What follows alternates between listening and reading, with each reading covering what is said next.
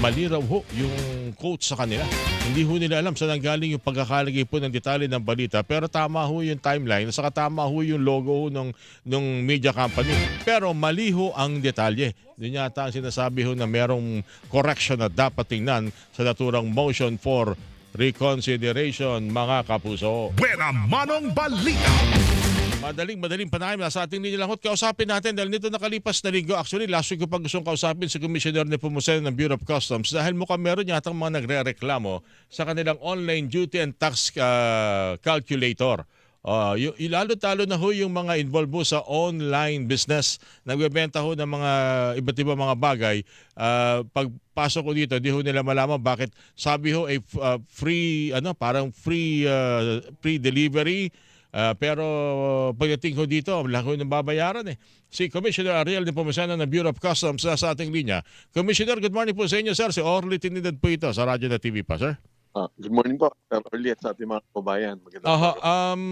Ano ho ba talaga ang alam ko kahapon, pinatigil niyo ho muna yung online duty and tax calculator. Ito po yung basihan ng mga nag-i-import para may idea ho sila pag may in-order sa ibang bansa, dadalhin dito, at least alam na ho nila kung magkano babayaran. Pero ang nangyayari, mataas daw yung kanilang, ang sinisingil sa kanila. Ito ho ba ang dahilan na pagtitigil ho nitong duty tax calculator na ito, Commissioner?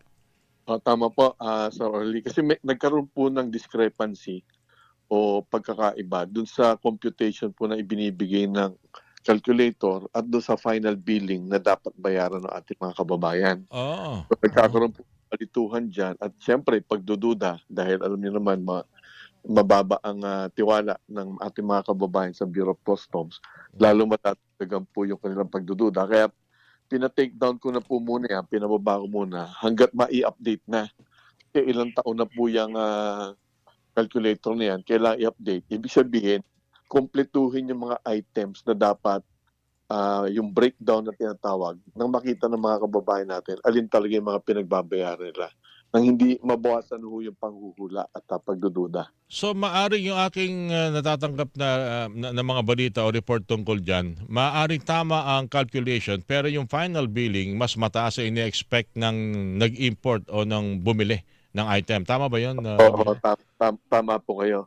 Kasi bawa po, dito sa nangyaring huling insidente na na-involve po yung isang sikat na actress, ang dapat niyang bayaran sa calculator 1,600 lang at doon naman sa final billing sa kanya ay 4,600. May paliwanag naman po doon kung pwede ko pong kunin pagkakataon. Ano po. Ang nangyari po yung pagkakaiba kasi doon sa 1,600, yan po yung tinatawag na duties and taxes. Tama po kasi alam ko kasi, Commissioner, pag more than 10,000, kaya mo magbayad. More than 10,000 ka lang may babayaran. Yan, Paliwanag ko po yan. No? Okay. Ngayon, kagaya nito, 1,600 duties and taxes. Hindi po ang customs ang nagtakda niyan. Ang nagtatakda po ng mga taxes po natin, batas po yan, ginagawa po. Tama po. On top of that, meron pa hong VAT na tinatawag. 12% po yon. So, nangyari doon sa insidente nung nakaraan, so 1,600 yung kanyang babayaran base sa binili niyang kargamento na 11,000 plus from abroad. Idadagdag yung VAT na 12%. 1,600 na naman, 1,300 yan. So 2,900 plus na. Malaki ng diferensya agad. Tapos pa noon, idadagdag naman dyan, hindi naman po yan para sa pamahalaan, yung mismong bayad ng kargamento sa freight cost. Ibig sabihin, yung ginamit na barko o ginamit na eroplano. Hindi po pamahalaan natin ang naniningil niyan, private sector. Yung private. So, hindi pala totoong free shipping. Minsan, ang nangyayari, nasisingil pa rin pala talaga sila at ikinakarga sa bayarin na nakocompute ng Bureau of Customs. Ganun ba yun? Oo, tama po. Kasi yung sinasabi nga, libre ang 10,000, tama po yon. Libre yung mga binili nila from abroad, basta 10,000 and below, wala pong taxes yon. Yun po yung de minimis. Kaya lang, babayaran naman po nila yung shipment po noon. May bayad po yan, hindi po sa gobyerno po yan.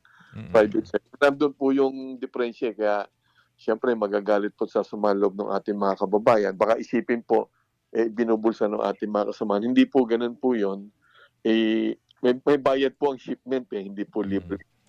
Anyway, understandable naman pag more than 10,000 or equivalent to 10,000 pesos ang binili natin sa abroad o inangkat, lumalabas na in-import natin dito. May takso. Magkano ba corresponding takso doon? 10%, May mga- 11% o 12%? May mga ranges po eh. Ang VAT po 12% po flat po 'yun. Okay. Yun pong taxes naman, iba po sa VAT yun, taxes and duties. May ranges po yan. Ibig sabihin, Mm-mm. 10,000 to 20,000, 20,000 to 50,000. May ranges po yun na hindi bababa sa 10%. Ayan, okay, malinaw po yan. Anyway, Commissioner, maraming salamat po sa paglilinaw na yan. Last week ko pa yung assignment sa mga nagpaparating na mga kababayan natin, yung mga ang lakas pa rin palang business kasi yan, online selling, Commissioner. Kaya dapat maging malinaw po yung usapin na yan. Maraming salamat po sa inyo, sir. Ingat po kayo palagi. Thank you po, Commissioner Nepomuceno, sir. Dapat po, Sir Early. Thank you po. Bureau of Customs Commissioner Ariel Nepomuceno, mga kapuso, ang inyo pong napakinggan.